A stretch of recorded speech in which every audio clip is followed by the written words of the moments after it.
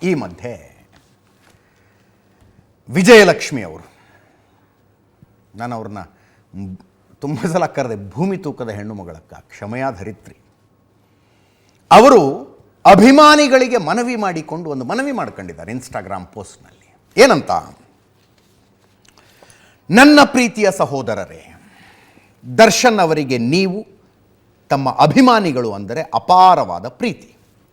ನೀವು ಅವರನ್ನು ಪ್ರೀತಿಸುವಷ್ಟೇ ಅವರು ತಮ್ಮ ಸೆಲೆಬ್ರಿಟಿಗಳನ್ನು ತಮ್ಮ ಹೃದಯದಲ್ಲೇ ಹೊತ್ತಿರುವುದು ನಿಮಗೆ ಗೊತ್ತಿದೆ.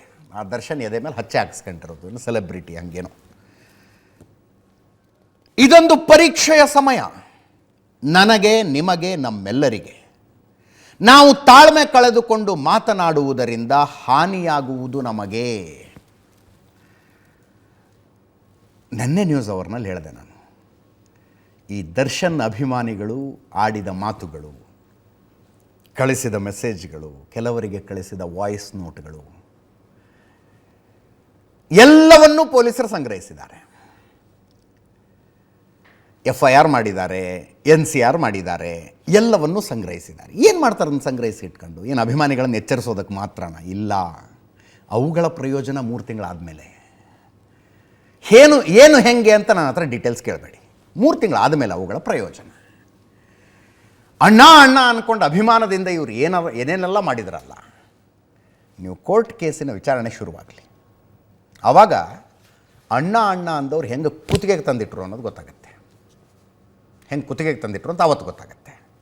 ಅದರ ಪಲ್ಸ್ ಸಿಕ್ಕಂಗಿದೆ ವಿಜಯಲಕ್ಷ್ಮಿ ಅವರಿಗೆ. ಸೂಚ್ಯವಾಗಿ ಹೇಳಿದ್ದಾರೆ. ಏನಂತ? ನಾವು ತಾಳ್ಮೆ ಕಳೆದುಕೊಂಡು ಮಾತನಾಡುವುದರಿಂದ ಹಾನಿಯಾಗುವುದು ನಮಗೆ.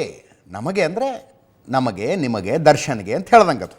ಹಾನಿಯಾಗುವುದು ನಮಗೆ. ಆದ್ದರಿಂದ ತಾಳ್ಮೆ, ಶಾಂತಿಯಿಂದಿರೋಣ.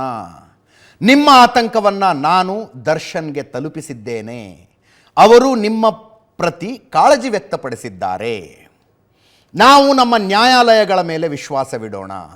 ನಮಗೆ ನ್ಯಾಯ ಸಿಗುವ ಸಂಪೂರ್ಣ ಭರವಸೆ ನನಗಿದೆ. ಇಂಥ ಕಷ್ಟದ ಸಮಯದಲ್ಲಿ ದರ್ಶನ್ರ ಅನುಪಸ್ಥಿತಿಯನ್ನು, ಈ ಸೆಂಟೆನ್ಸ್ ಕೇಳಿ ನೀವು, ಇಂಥ ಕಷ್ಟದ ಸಮಯದಲ್ಲಿ ದರ್ಶನ್ರ ಅನುಪಸ್ಥಿತಿಯನ್ನು ದುರುಪಯೋಗಪಡಿಸಿಕೊಂಡು ಅವರಿಗೆ ಕೇಡು ಬಯಸುವ ಮಾತನಾಡುವವರನ್ನು ತಾಯಿ Chamundeshwari ನೋಡಿಕೊಳ್ಳುತ್ತಾಳೆ.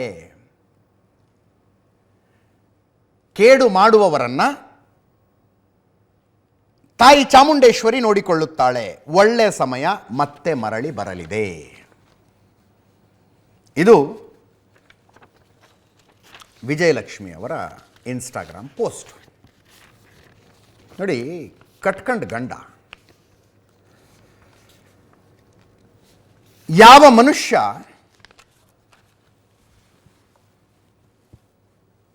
When he was nothing, struggling, ಆ ಸಂದರ್ಭದಲ್ಲಿ ಆತನನ್ನು ಪ್ರೀತಿಸಿದ ಹೆಣ್ಣುಮಗಳು.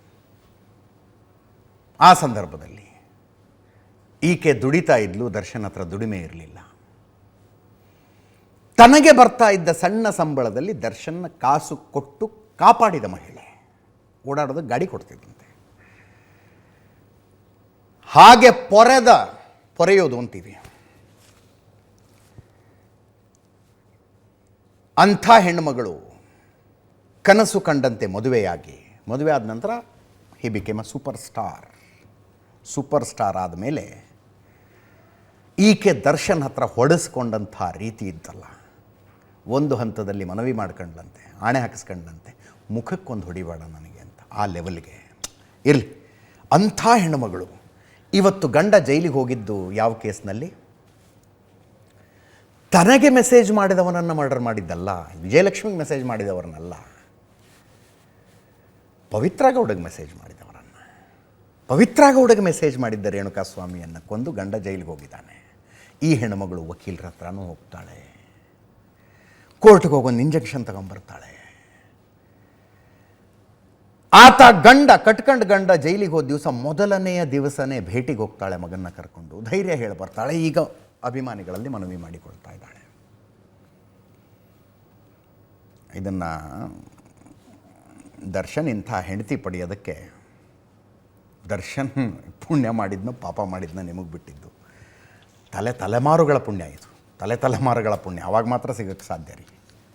ಇಲ್ಲದೇ ಇದ್ದರೆ ಮಾಡ್ಕೊಂಡಿದೆಯಾ ಅನುಭವಿಸು ಅಂತ ಇದ್ರು. ಈಕೆ ಜಾಗದಲ್ಲಿ ಬೇರೆ ಹೆಣ್ಣು ಮಕ್ಕಳಿದ್ದಿದ್ರೆ ಅನುಭವಿಸು ಅಂತಿದ್ರು. ನಿಜವಾಗ್ಲೂ ಮೆಚ್ಚಬೇಕು.